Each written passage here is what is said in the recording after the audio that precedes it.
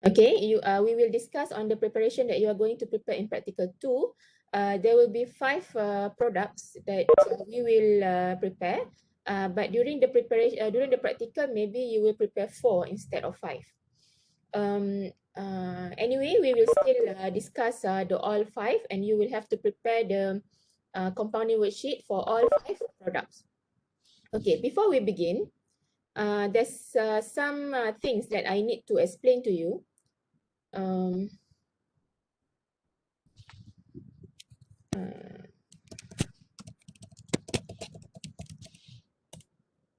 Okay, I will share my screen.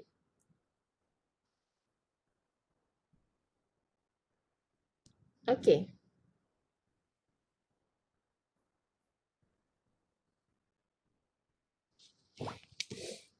Okay, I hope you can see my screen. So in practical 2, you will be preparing 2 types of product, which are sekejap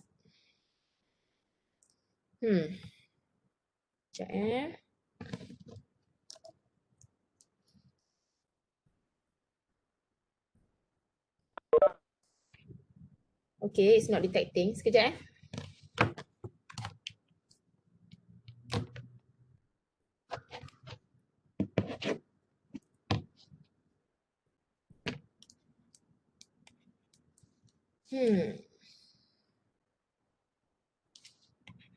Okay.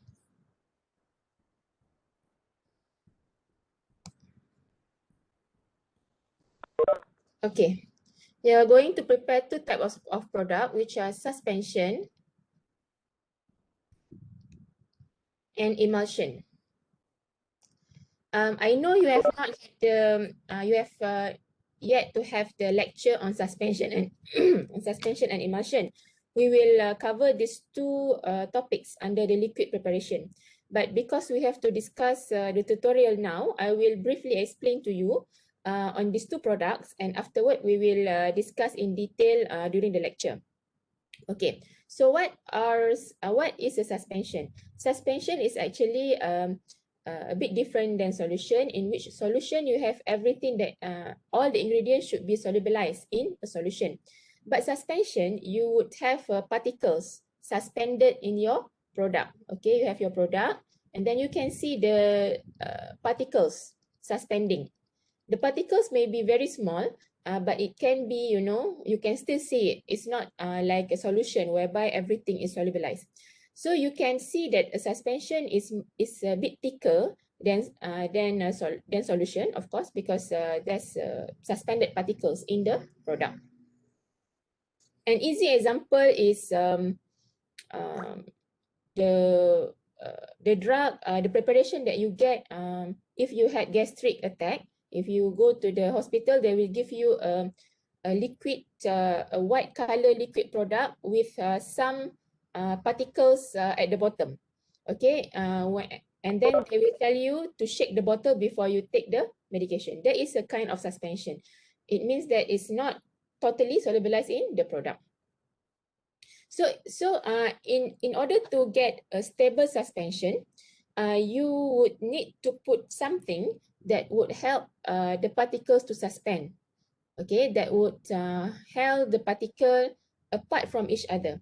If we don't add an agent, or what we call a suspending agent, in the product, the particles over time, it will form a cake at the bottom of the bottle. When this happens, if you want to shake it, it will not disperse. It will stay as in the form of cake. So how can the patient take the product, right? Because we need a homogenized, a homogeneous product in order for the patient to take it easily. Even for some product, even if the particle do sediment to the bottom of the bottle, it should be easily redispersed upon shaking. So when the patient shake the bottle, it should be easily redispersed. So in the suspension, what is important is that we need to add something, a suspending agent that we call it, to help maintain the particle in the suspension state. Okay, that would be for suspension. And to prepare such product also, you have to remember that to increase patient acceptance, we need to have some kind of flavor, right? Because if you give powder mixed with water to patient, of course, even you yourself couldn't take it, right? Because you feel it's like it's not nice on your tongue, so it might jeopardize patients' compliance to the medication. So patient compliance is very important. So when we formulate a product, we need to make sure that the product is easily measured by the patient, and it can be, it's palatable to the tongue, and the patient will take it as needed. And the second type is emulsion. I think you know what is an emulsion. An easy example is the cod liver emulsion or the Scott's emulsion. Okay, it's a famous product. When we want to prepare an emulsion, we will prepare emulsion for when we want to administer oil to patient. Okay, we want to give oil. As an example, fish oil, right? Fish oil. If you ever take fish oil as it is without formulated into an emulsion, it tastes very bad. So it's not easy for little children to take it. So that's why for emulsion, for oil, usually we will formulate into emulsion. So in order to do this, we will add the oil with water, and we will have another agent called emulsifying agent. The emulsifying agent will help to disperse the oil in the water. In under normal circumstances, if you put oil in water, you would not get a mix, right? Because oil will stay on the top, water will stay at the bottom. But when you want to prepare the emulsion, of course, you need to make a homogeneous product. So that's why we will add an emulsifying agent. We will add the emulsifying agent to help to redisperse or to disperse the oil droplets in the water. So and then after we add this, we will have a flavoring agent, okay, to increase the acceptance of patient, flavoring agent, and at times we add coloring agent. Coloring agent to make it attractive to patient, especially little children. Okay, so this is more or less of suspension and emulsion. Okay, next. For suspension, we have two types of powder in pharmaceuticals. Okay, we have diffusible solid. Bad handwriting.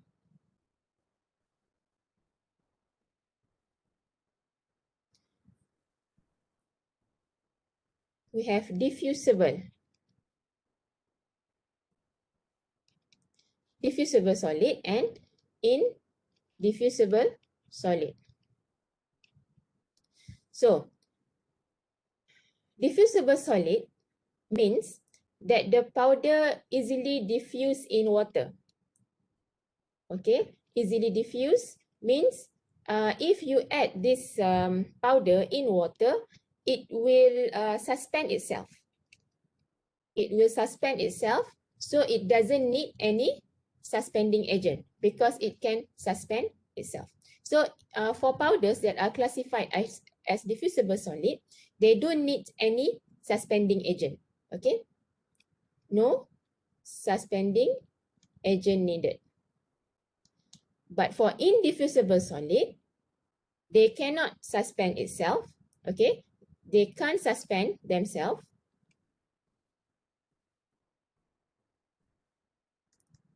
Okay, they can't suspend, so we would need suspending agent.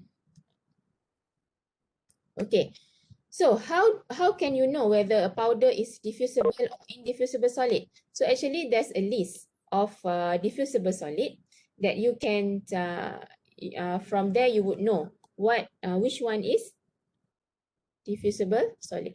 So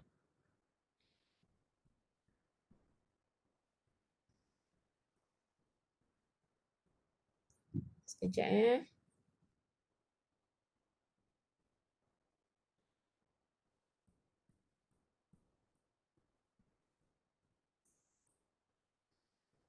Okay, for diffusible solid, actually the list is quite short. Okay, there's just calcium carbonate, like kaolin, like magnesium carbonate, magnesium trisilicate, and rhubarb powder.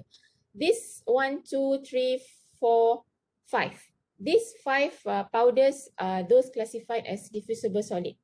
And of course, it's easily to be remembered. Okay, there's only 5 powder. But indiffusible solid are basically other powder, other insoluble powder that is not in the list of diffusible solid. Okay, if you come across a powder that is not soluble in water, which means you have to prepare a suspension, and then you check whether it's diffusible, whether it's a diffusible solid and it's not. So you have to consider it as indiffusible solid. So you would need to add the suspending agent in the preparation. So as an example, I would give as an example, for your preparation 2.1. The preparation 2.1, we will prepare paracetamol suspension. So you see paracetamol is not in the list of diffusible solid, right? So we will consider it as indiffusible solid. So we will add a suspending agent. So in this list, the suspending agent is actually compound terangakan powder. Okay, so this is the suspending agent. But if you see in practical 2.2, there's magnesium trisilicate and magnesium carbonate light, which is considered as diffusible solid.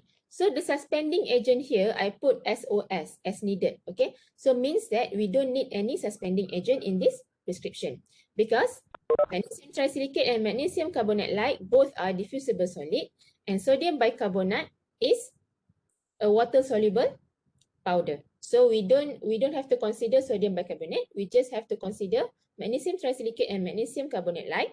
But these are diffusible solid, hence we don't need any suspending agent. That would be for practical 2.2.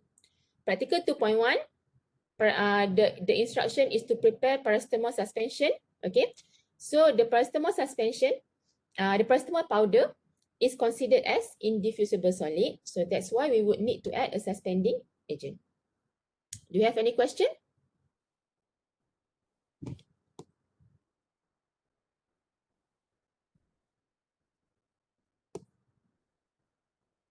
Okay, okay. Okay, doctor. Okay, so let us continue with our tutorial 1, with our tutorial 2. Okay.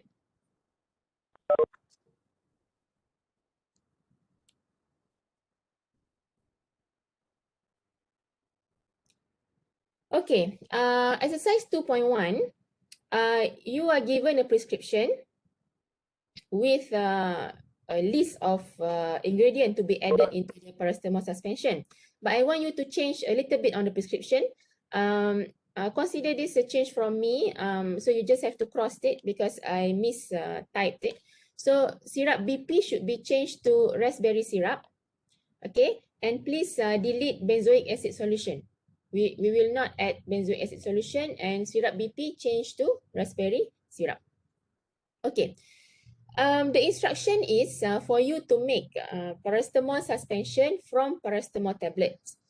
This is actually a common practice in, not a very common, but it's being done in the hospital, whereby for some preparation that is not available for pediatric or for children, the pharmacists will have to formulate themselves by crushing tablets or cutting open capsules. Okay, to take the drug powder from the capsule or from the tablets and to formulate it into a solution or a liquid product. So in this case, we are going to prepare paracetamol suspension from paracetamol tablets. So why do you think we need to prepare a suspension and not a solution? Because if you check the solubility of paracetamol in BPC, the solubility is actually 1 in 70, if I'm not mistaken. Okay, means that 1 gram can be solubilized in 70 ml of water. So this is considered not soluble, okay, not easily solubilized in water. So it would be difficult to solubilize in this much of water, okay, and it would be quite tricky, okay, for us to formulate. So in this case, it's it's easier for us to formulate it into a suspension. Okay, now when you want to prepare a suspension, the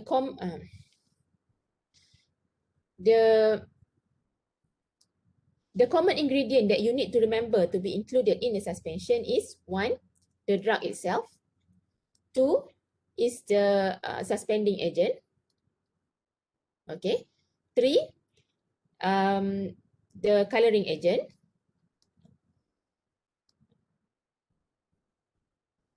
4, the flavoring agent. And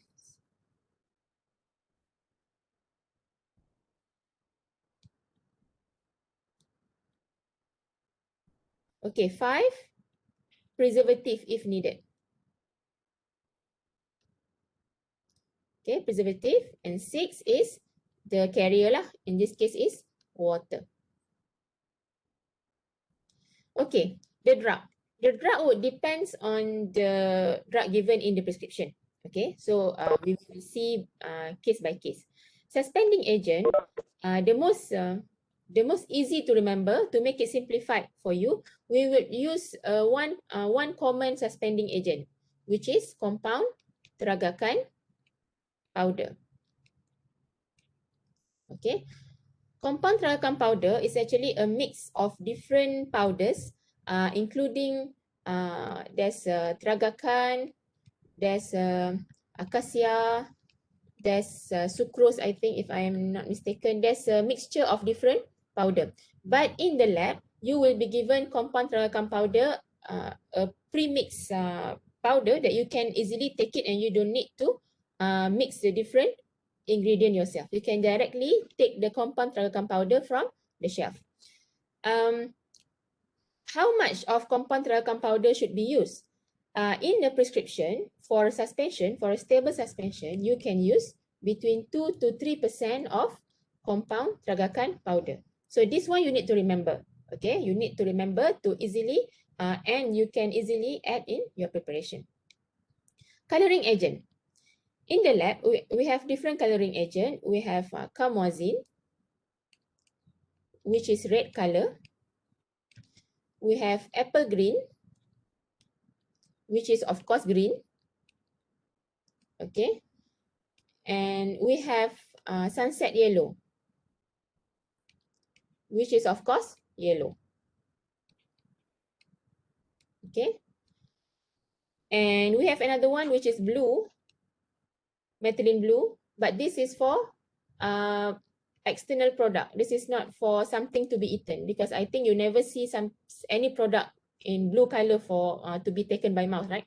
So sunset yellow, so methylene blue will be used for external product, like jelly, for for topical use, for use on the skin and things like that. But for these 3 is usually used for internal liquid preparation, internal product. Okay.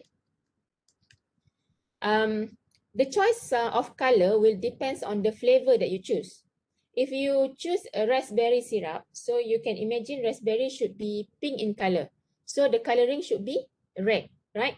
You cannot take a raspberry syrup and then you put an apple green as the coloring agent. When the color and the flavoring does not agree with each other, it will be very, very weird. Okay, it will be very weird. Okay, sunset yellow, of course, it would be for something like orange syrup or lemon syrup. Okay, and then you choose sunset yellow.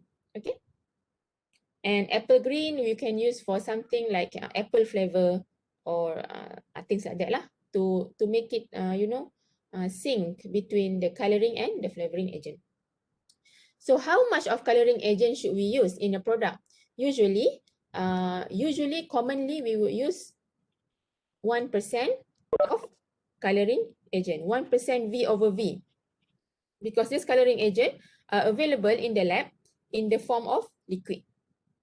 Okay, so it's in a bottle with in the form of liquid. So you use 1% in your preparation. Next is flavoring agent. Flavoring agent usually it in the form of syrup. So we have raspberry syrup. We have orange syrup. And we have lemon syrup. And we also have syrup BP. Syrup BP without any flavor. It's just sweet. It's just like gula. So it's sweet, okay, with no other taste. Orange, of course, there's sweet with orange. Lemon, sweet with lemon. So it's like a bit sweet sour. And raspberry is more berry flavoring. Okay. This syrup, usually we will use between 20 to 25% V over V. Of course, it's in the form of liquid, so we use V over V. How to choose which syrup to use? Okay, so choosing the right syrup would depends on the drug that we will use. As an example, usually for a drug that is acidic in nature. So how do you know that the drug is acidic? Acidic means is soury, right? So you can look, you can search in BPC for the drug pH value. So if the drug pH is like between 3 to 5, so it's acidic. So we would prefer to use lemon or orange syrup. Okay, because it can agree with the pH of the drug. And then we add in yellow coloring lah. Okay, sunset, yellow. But if the drug is more of neutral to alkaline, okay, so if the pH is like 7 and above, okay, so we will go for raspberry syrup.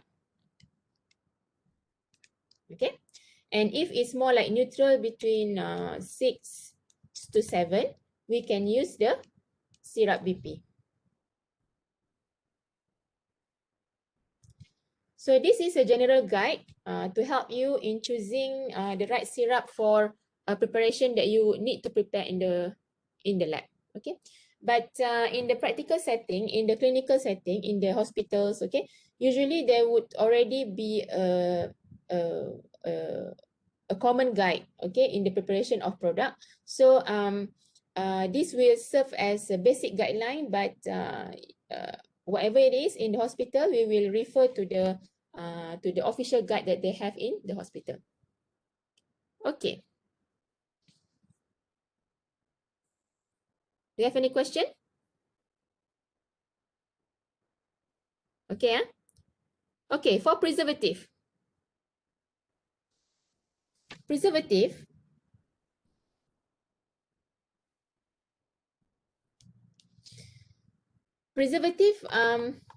is only needed if the preparation is to be used for more than 2 weeks.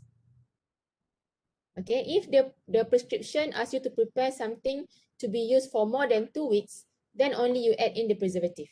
But if it's for a few days, like for 5 days, for 7 days, you don't need any preservative. So usually we will not add any preservative in liquid preparation, especially because they are usually for small children. Okay, so we try to limit the ingredient that we put in the product. And the last one is water lah as the carrier. Okay, so that would be the common ingredient that we add in a liquid preparation for a suspension. Okay, now for this exercise, the paracetamol is given as 10 mg per kg per dose. Okay, and you can see what is the dose. The dose is equal to 5 ml. So it means that in one dose, each time, the child should receive 5 ml. Okay, but the 5 ml should contain 10 mg per kg. I repeat, the dose asked by the doctor is actually 5 ml each time. See, 5 ml 3 times a day, okay, when needed. 5 ml means that each time the child should receive 5 ml preparation, and in the 5 ml, it should contain 10 mg per kg. So how much is 10 mg per kg? So 10 mg times the weight, which is 15 kilogram.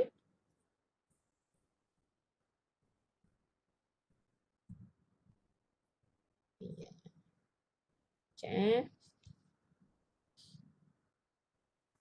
Okay.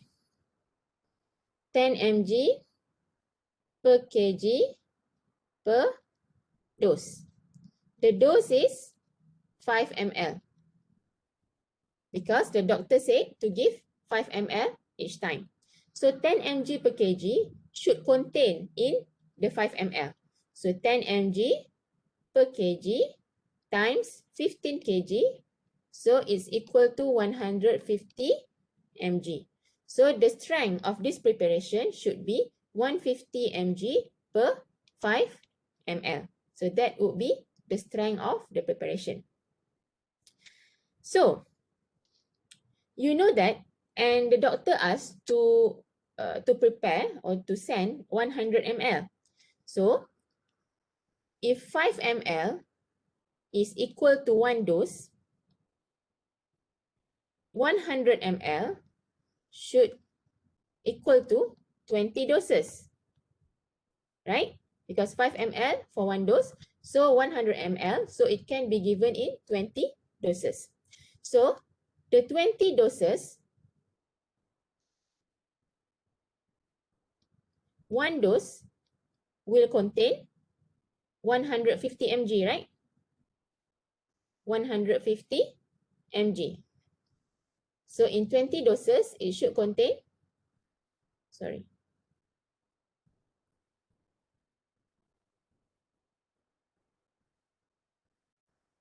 3000 milligram.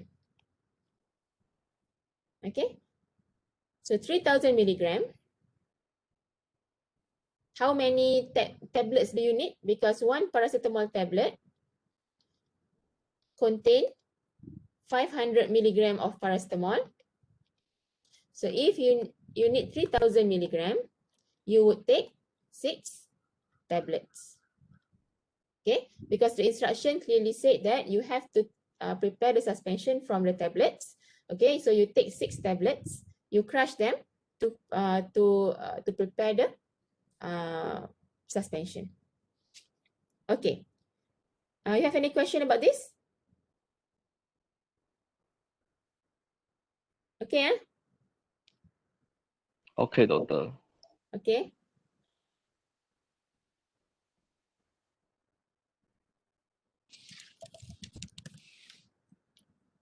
Okay. Next.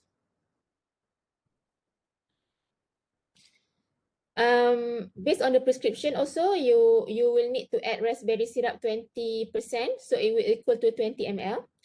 Compound tarragon powder 3%, so 3 gram. Flavoring agent, so because we already have a raspberry syrup, so we don't need any flavoring agent anymore, okay, because this will be the flavoring agent. The coloring agent will be 1% and water, QSAD 100 ml. Okay, so here is 1000 because it's the master formula. So for the preparation, you can put water, QSAD 100 ml. So this would be the doctor. Yeah. Sorry, doctor. Yeah. I think you do not share your screen. Okay, thank you again. Okay. Okay. Okay, so this will be the final final formula. Okay. Raspberry syrup would be 20 ml. Compound tragacan 3 gram. Flavoring agent we can eliminate. Okay, because we already have raspberry syrup, so we don't need any flavoring agent. Coloring agent 1%, so 1 ml, and water, QSAD 100 ml. So this would be the formula. Okay, to prepare the product, I want to show you this YouTube video that we prepared before. It will give you some idea, and later on I will share with you this YouTube video. Okay.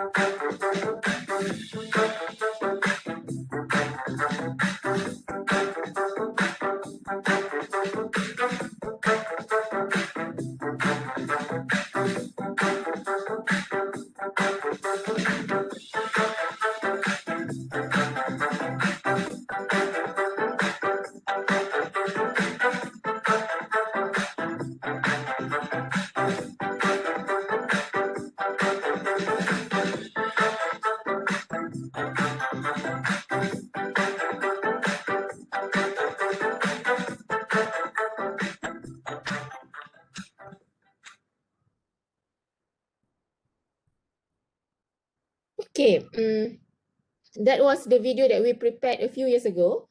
The ingredient would be different. Okay, I mean not the ingredient, the quantity of each ingredient would be different, but I think you will have some idea. How can we prepare the product? So basically, firstly, of course, we will tear the container. Okay, and then we weigh the powder, measure the syrup, the raspberry syrup. Okay, and then crush the tablets. Okay, until it is uniform. Okay, the size is a uniform fine size, because you can imagine if you take a suspension and you feel there's the powder in different sizes in your mouth, you would spit it out. Okay, you don't want to take it. It's bad. So you have to make sure the powder is fine, and then you add the compound tarragon powder. In geometric dilution, it means that you add little by little. It means something like this. If you need 6 tablet of okay, let's say in your mortar you have 200 milligram of powder, let's say, and then you want to dilute. This is powder A, and then you want to dilute with 1000 milligram of powder B. So what should you do? You put powder A first, and then you add in 200 milligram of powder B. You add the same amount that is present in the mortar. You add 200 milligram of powder B, and then you mix. And then now there is 400 milligram of powders in the mortar. And then you add another 400 milligram of powder B in the mortar. You add the more or less equal amount of the powder available in the mortar. That is what we call as geometric dilution. Okay, so I repeat. First is you have let's say you have 200 milligram of powder A in your mortar, and then you want to dilute with 1000 milligram of powder B. So the first step is to put powder A inside 200 milligram, and then you add 200 milligram of powder B, the same quantity, and then you mix. You mix, and then now in your mortar, you have 400 milligram of powder. Now the balance of powder B you have, you already minus 200, right? Because you put here, you still have 800 milligram to be added. Now you add in 400 milligram from here. Okay, you add 400 milligram in the mortar, mix, and then now in the mortar you have 800 milligram of powder. And the balance here is 400 milligram of powder B that yet to be mixed. Now because it's less than this, you can mix all inside 400 milligram, and then you mix. Why we use the geometric dilution is because to ensure a homogeneous mix of the powder. If you put everything like you have 200 milligram A, you add 1000 B directly, mixing them to get a homogeneous powder is much harder than you add by geometric dilution. Why this is important? Because if you are mixing a potent drug, potent means a very strong drug, you want to make sure the mix is very homogeneous. Because if let's say in one spoon you have 50% of the drug, and the other spoon you have 5%, the patient can get toxic effect. So we want to make sure a homogeneous mix. Okay. You add by geometric dilution, and then you add in the syrup. And then you triturate until it forms a smooth paste. Add in some water. Okay, so here we don't use any preservative, so we don't use benzoic acid solution. And then we add in the coloring agent, we transfer into the bottle, and then we rinse the bottle with a part of water, and then we top up until the level. Okay, now the level is 100 ml, and then you can put the cap, shake, and label. So the label should be 100 ml paracetamol suspension. 100 ml paracetamol suspension, 150 mg in 5 ml. Okay, please add the strength in the label. 5 ml to be taken 3 times a day, and when necessary, shake the bottle before use and discard after 2 weeks. Okay, so I think we have a question. Yes, you have to write the step in passive form. I write the step in active form because I'm teaching you, but you have to write in passive form because you are telling me what you, because actually you are telling me what you have done actually.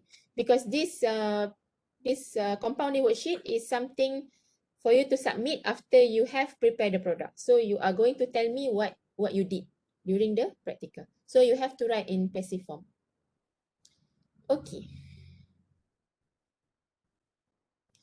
Okay, so that will be for practical 2.1. You, if you have any other question, okay, so I can proceed. Hello, Doctor. Yeah. I have a question for exercise 2.1. How do we know the dose? Because in our exercise, it just states that let it be made from paracetamol tablets. Oh, usually it's written on the bottle actually. So if let's say in the exam, you will be given the bottle with a label, so you can take from there. But in the hospital, you would know by looking at the also at the bottle. There will be written the strength or the strength of the tablet on the bottle. For this practical, I purposely didn't write in the prescription because I will tell you, and I want to explain to you that the label that the strength is usually on the label bottle. So thank you for asking. Okay, thank you, Doctor. Welcome. Ada lagi ke? Okay, boleh So kita proceed 2.2. 2.2, we will prepare a product based on magnesium trisilicate. which is used for the treatment of gastric. This is called MMT mixture, magnesium trisilicate mixture. Okay, as I explained earlier on, magnesium trisilicate and magnesium carbonate are both diffusible solid. So we don't need any suspending agent. We just use the powder and then we add a flavoring agent and then we add some water. So it is much easier, it is much simpler to prepare this product. Okay, so I think, based on the prescription, you should label 10 ml 3 times a day for 3 days and then when needed. Okay, so meaning that for the first 3 days, the patient would need to take the preparation 3 times a day. And after that, the patient can take it as needed. As needed means when the patient has a gastric pain recurrence, so he can take it. Now, I think you can calculate for 120 ml how much you would need. And for the preparation, basically you weigh all the powder. Okay, you mix the powder by geometric dilution in the mortar. Okay, and then you add a portion of water, mix, add in the flavoring agent. So the flavoring agent would be concentrated peppermint emulsion. Okay, so you need 25 ml in 1000 ml preparation. So here you just need 3 ml. So the product will taste like peppermint. Okay, so it's nice. And then you add the peppermint emulsion, you transfer into the container by using a funnel, rinse the mortar with water, okay, transfer into the bottle and cap, shake and label. So the label should be 120 ml magnesium trisilicate mixture. So the instruction 10 ml 3 times a day for 3 days and then when necessary, shake the bottle before use and discard after 2 weeks. Don't forget the patient name and the name of the clinic. Yeah? The clinic is based on the prescription. It's our school. Okay, this is the name of the clinic. Okay. 2.3. Can we take 5 minutes break?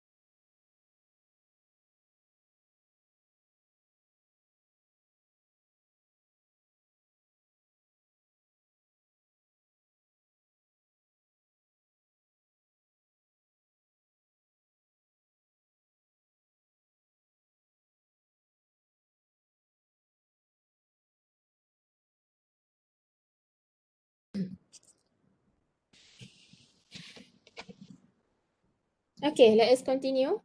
Um, I explain. I wrote in the chat section. I'm sorry, I forgot about the size of the label. The label can be about 5 cm times 8 cm or 5 cm times 10 cm is still okay. But I want to remind you, please don't share your label with your friends. Why? Because I want each of you to type the label by yourself. If you are here, I will not allow you to type it actually. I will ask you to write by hand. Because by writing, only you will remember what should be present in a label. Because based on my experience few years ago, when I allow your seniors to type, many of them tend to forget things, especially when it comes to exam. In exam, you tend to forget certain things because you are used to typing and you don't even remember that the thing should be there. And now if you share with your friends, I think you will tend to do the same. Okay, you will tend to forget things. So please do your label by yourself. Okay, you can have the template. Template, I mean an empty template. Okay, but typing in the label should be done by you, not to take the whole thing from your friend and just changing the name. Okay, please take this advice, and because this is for your own good. Okay, and I hope you are not confused with the strength. Okay, for prescription 2. Okay, I forgot to share. Okay, for prescription 2.2, it's given magnesium trisilicate 5%, and and then water QSAD 1000 ml. 5% still means 5%, yeah? Still means 5 gram in 100 ml. So if in 1000 ml, this would equal to 50 gram. Okay, please don't be confused by thinking that in 1000 ml, there's only 5 gram. It should be 50 gram. The percent here remain what percent means. Percent means 5 gram in 100 ml. Okay, so I like to give this kind of question to confuse you and to see who really understand and who just take things for granted. Okay, so please bear in mind 1000 ml doesn't change the meaning of the percentage here. The percent still means 5 gram in 100 ml. So in 1000 ml, if you have to change this into gram, this will be 50 gram. Okay? Okay, now, practical 2.3. In practical 2.3 and 2.4, you will be preparing emulsion. So I explained to you earlier on that in emulsion, you need oil and you need water and you need a suspending agent. So in this practical, you have castor oil. Okay, this is the oil. And then you have water and you have acacia. Acacia is the suspending agent. Okay, we will discuss more in the lecture that we will have. But some important things that you need to remember is that acacia is a suspending agent that is used for internal product only, for product to be taken by mouth. So we don't use acacia for emulsion to be used on the skin because acacia is a form of gum, so it's a bit sticky. Okay, so if you put on the skin, the feeling is not nice. But if you take by mouth, you don't feel the stickiness. Okay. When you want to prepare an emulsion for internal use, usually we will use acacia as the suspending agent because it can produce a stable emulsion and the ingredient is not that many. Okay, we can use one suspending agent and it's already very stable. But then when using acacia, there's one important thing that we have to remember is that we have to produce a primary emulsion before we produce the final emulsion. Okay, what do I mean by this? Is this. Okay, we will have this lecture later but I want to show you. Okay. We have to prepare a primary emulsion, means that a certain proportion of the oil, acacia, and water will be used to make to form the emulsion before we add other ingredients such as flavoring agent and coloring agent. So the primary emulsion is the first step that is important. Acacia is the emulsifying agent. Sorry, did I say suspending agent? Okay, so I delete that. It's an emulsifying agent. Okay, acacia is an emulsifying agent that has to be used to prepare the primary emulsion. So, based on this prescription,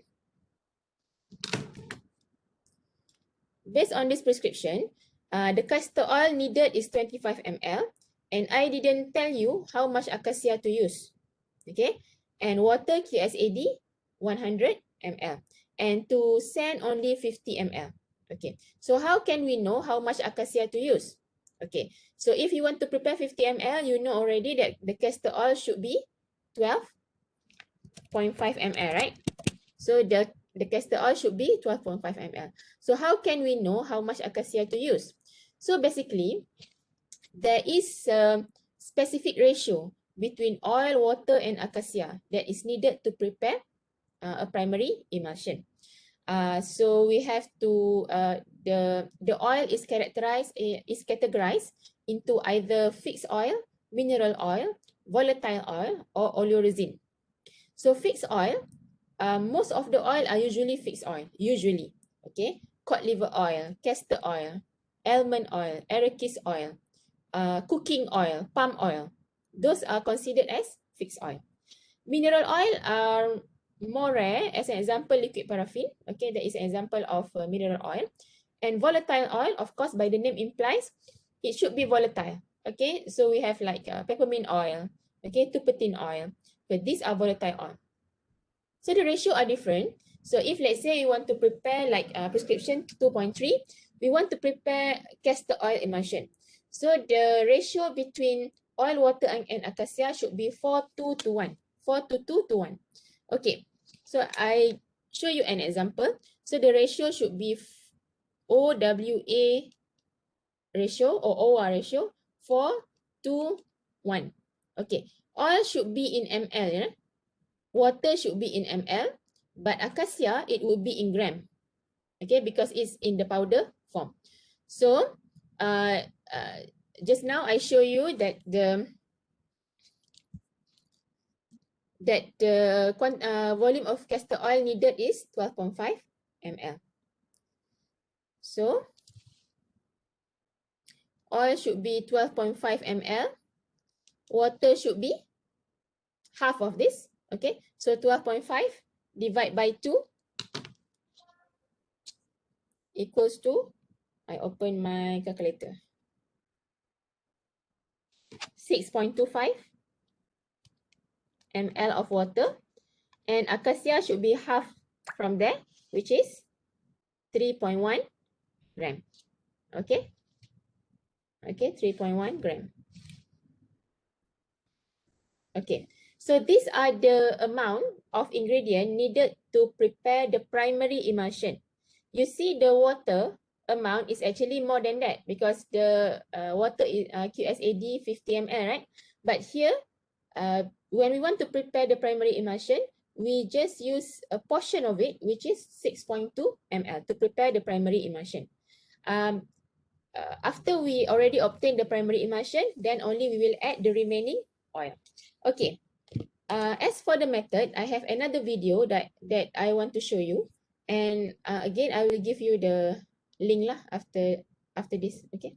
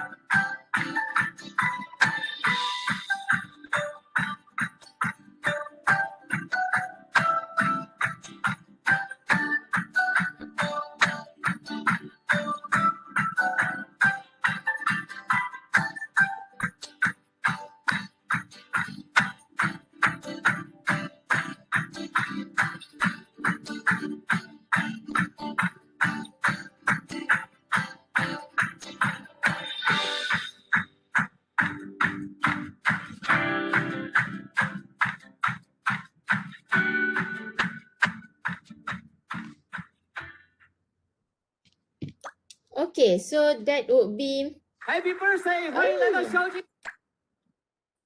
so that would be how to prepare the emulsion. So as you can see, you have to mix when you want to prepare the primary emulsion, you have to mix vigorously. Why vigorously? Because you are going to break the oil into small droplets and then to disperse it in the water. Okay, so you need a lot of energy to prepare that. So the mixing will be very fast. Okay, so basically the method is like I show you just now. Okay, you have to be aware that the quantity of ingredient that I use in the video is not the same as the one here. Okay, even here I don't ask to put any water. Okay, sorry, I don't ask to add any coloring or flavoring agent. So you just make a basic emulsion. So you have to follow the prescription that I give you here, but the method is more or less the same as the one in the video, especially in the preparation of the primary emulsion. So the method is basically you have to tear the okay, I forgot one important thing.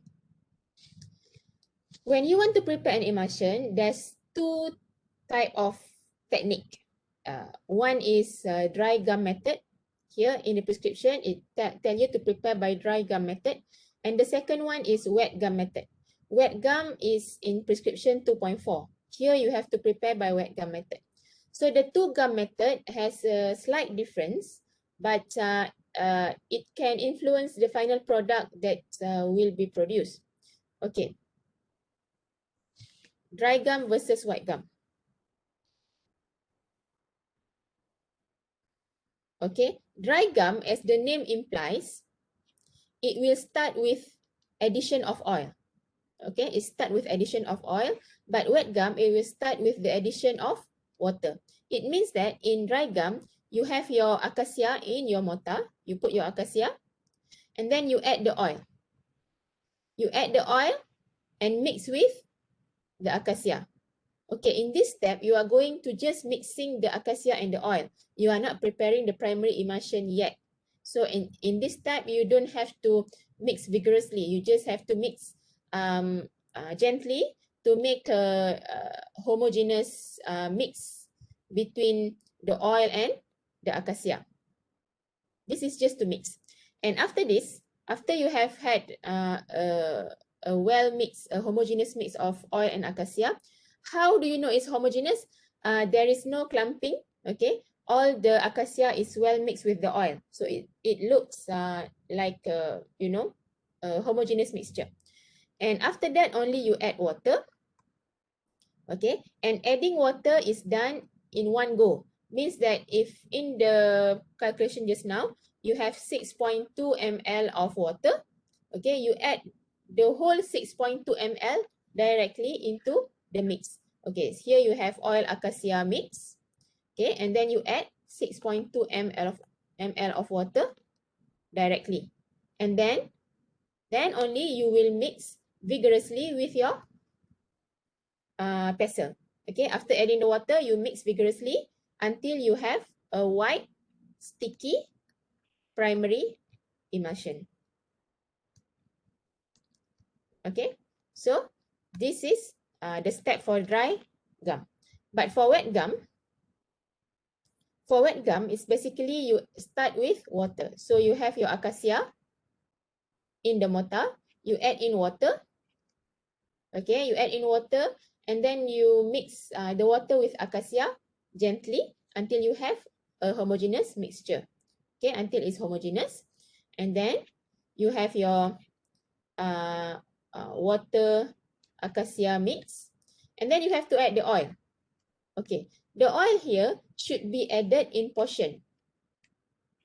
Okay, you have to add the oil in portion, little by little. After each addition, you have to mix vigorously. Okay, until at the end, you have white, sticky primary emulsion. Okay, so that is the difference between dry gum and wet gum. You have to try both so you know which one, what are the difference, what are the feeling, okay, when preparing both type of technique. Okay, so for exercise 2.3, you are going to prepare through dry gum method.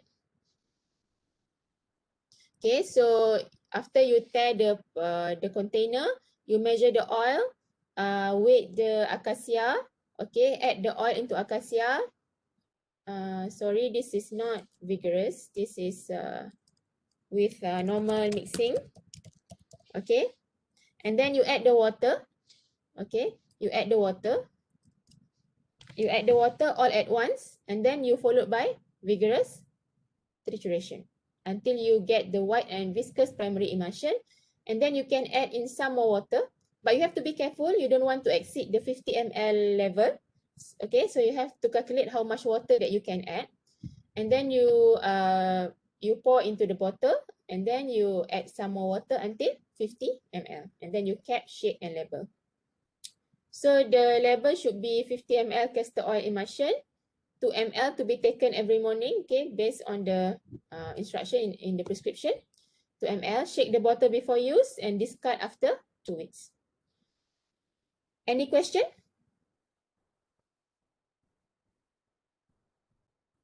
Okay.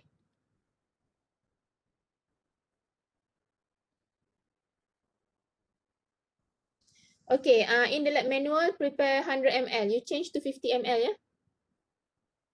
You change to 50 ml.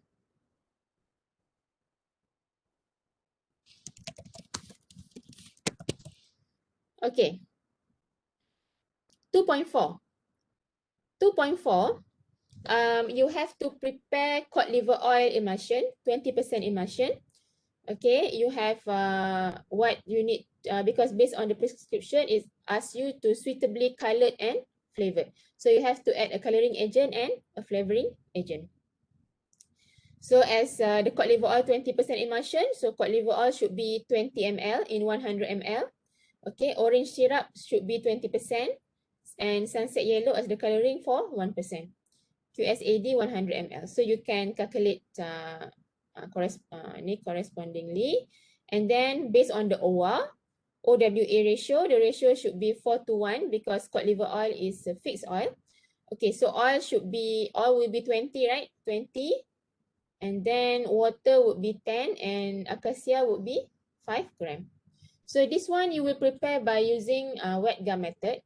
So first you put the acacia, okay, add in the water, okay, add in the water, mix properly, and then you add in the cod liver oil in portions. Mean that if you have 20 ml of cod liver oil, you can add the cod liver oil in maybe 8 portion, eight times. Mean you add little by little. You don't add too much because adding too much each time will make it harder to break the oil droplets into smaller droplets. So it's much easier if you add the oil in small portion, very small portion. Okay, so the label would be okay. And the after you mix, after you get the primary emulsion, and then you can add in the flavoring agent, which is the syrup, and then the coloring agent. You can add some more water to make it pourable. Okay. Yeah, and then you can transfer into the container. Okay. Label as before, 100 ml cod liver oil emulsion, 10 ml to be taken every morning, right? 10 ml OM. Shake the bottle, discard after 2 weeks, and don't forget to write the date. Okay. Any question?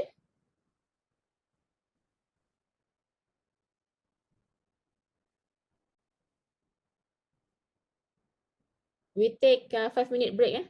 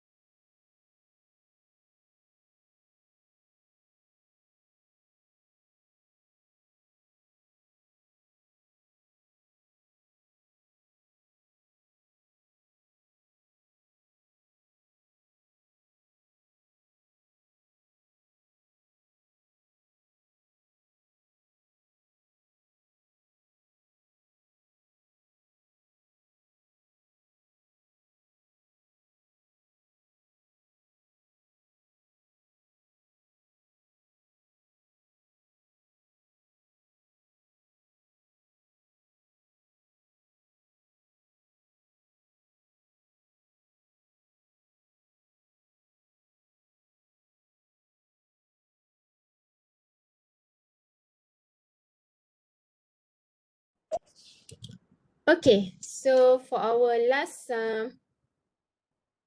last preparation, practical 2.5.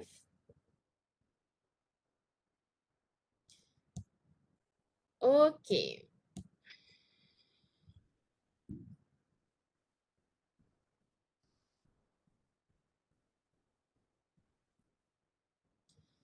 Okay, in practical 2.5,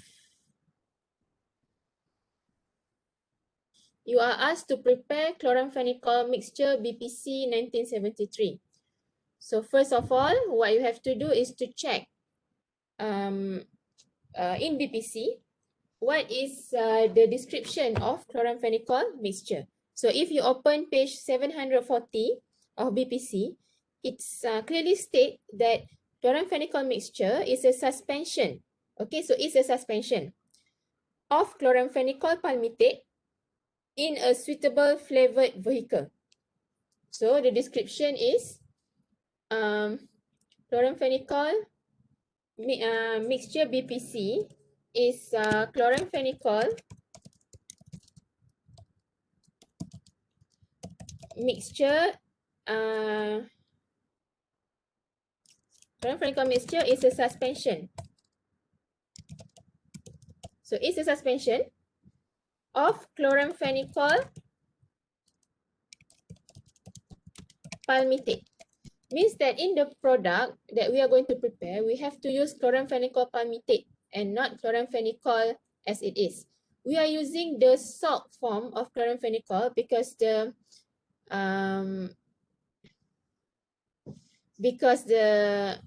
taste or the taste, basically the taste of chloramphenicol in the salt form is much palatable than the chloramphenicol without the salt. Okay, so this is to reduce the bad taste of the preparation that we will prepare.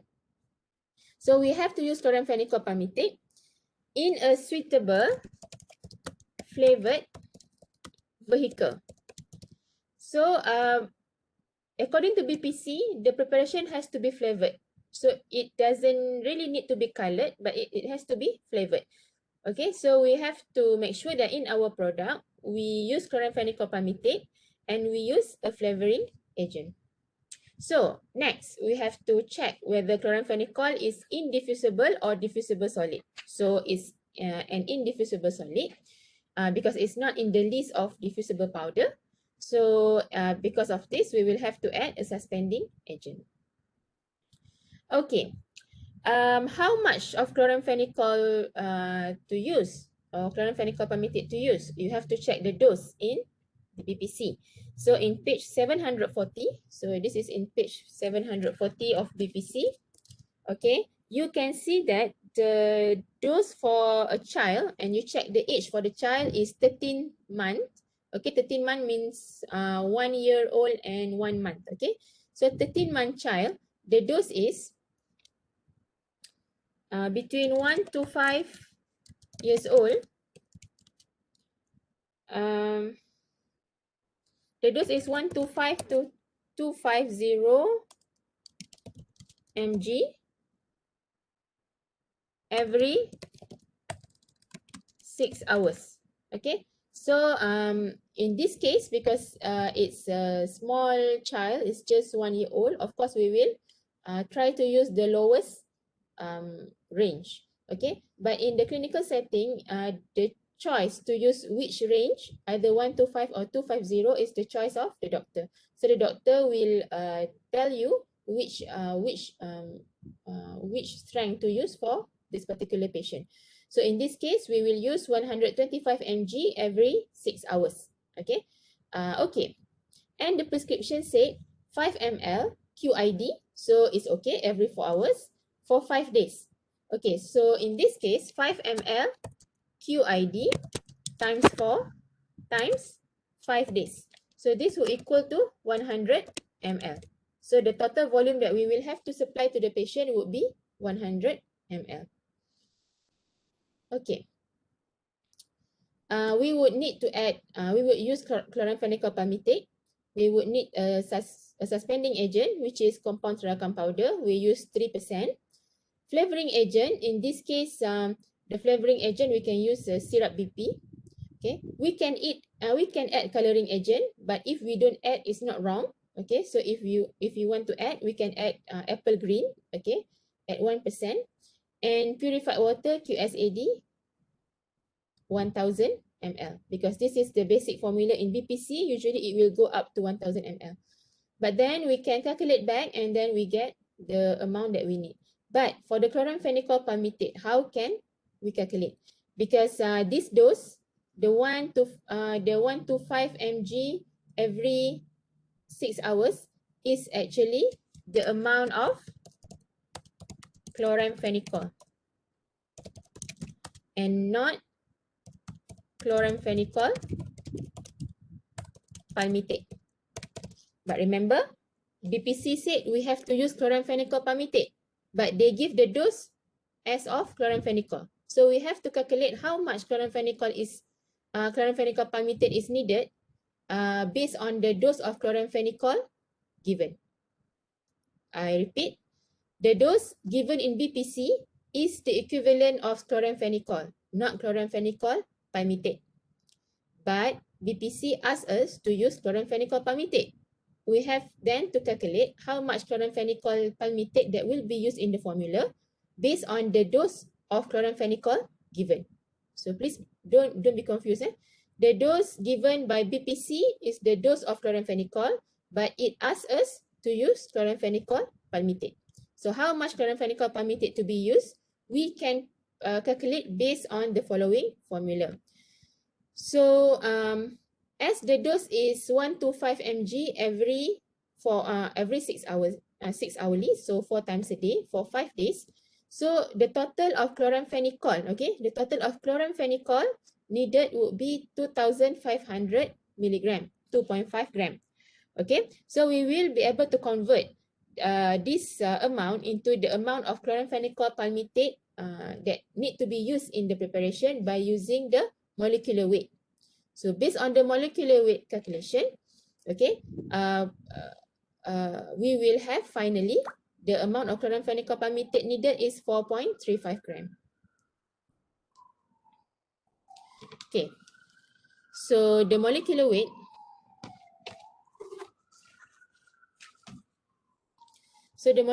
of chloramphenicol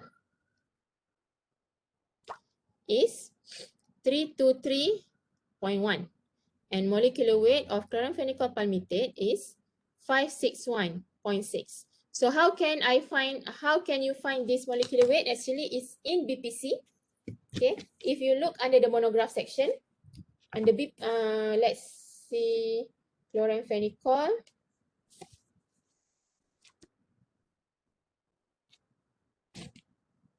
Okay, page 94, 93, and 94.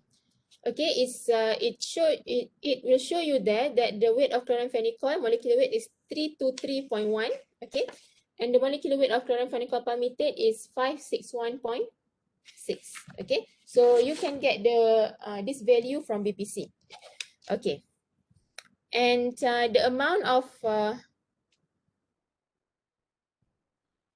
chloramphenicol based on the dose given is 2,500 milligram.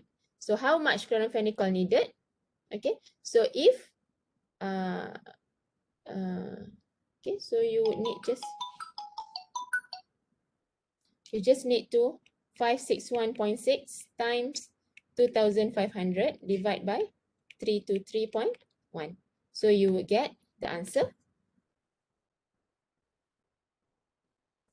which is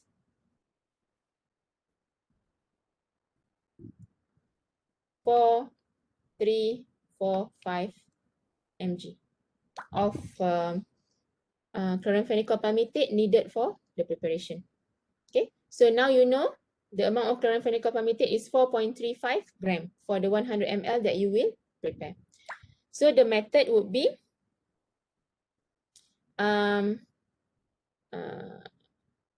tear the container, okay, and then weigh all the powder needed, mix them through the geometric dilution, Okay, and then add in the syrup. So what syrup we use? We use syrup BP. Okay, and then add in water, add in the coloring agent. Okay, and transfer into the container. Cap, shake, and label. So the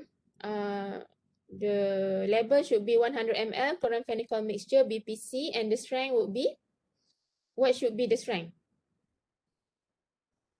What should be the strength of chloramphenicol? 125 mg in 5 ml.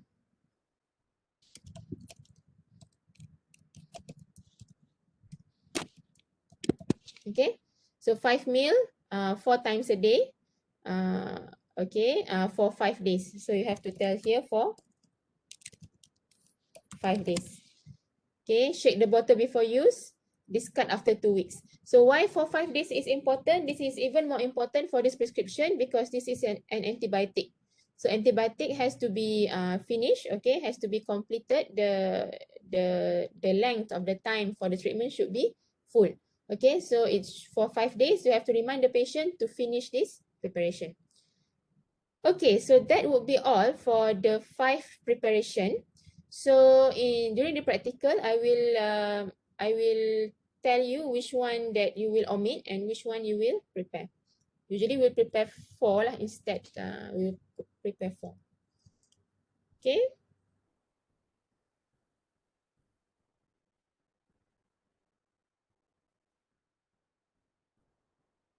Do you have any question?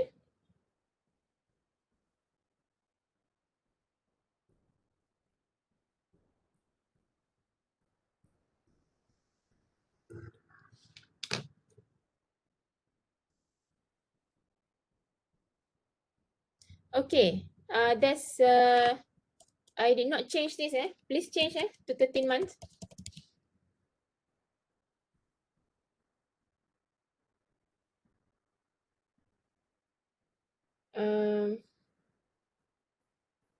Percentage of oil emulsion. So here is 20%. Okay. Okay. You have any other question?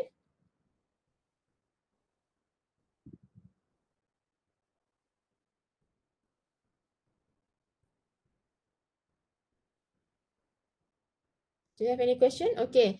I will send the link to the 2 videos in the WhatsApp group, so you can have a look, okay, on the preparation method for emulsion and suspension. So, okay, I think that will be all from me. If you have any question, you can email me, okay, or you can text me. I will try to help you, okay. So if you have no any other question, then we will call it a day for this class. Okay, thank you, thank you everyone. Hi doctor, I have a question. You have question? Yeah. Can we print the compounding worksheet and the prescription on a double-sided page? Yes, you can. Okay, thank you, doctor. Okay.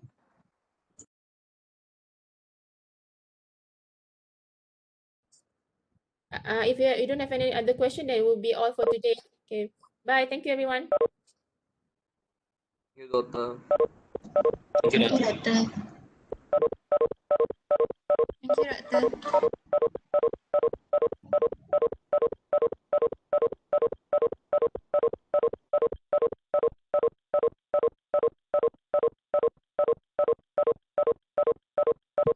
Excuse me, doctor. Doctor, Yes. for the labeling, right? You said we need to do the tablet ourselves and print, right, and paste, right? If I still insist to write, can use handwrite, can instead Yes, of you typing? can. It's even better. Okay. Thank you, doctor. Okay. You're welcome.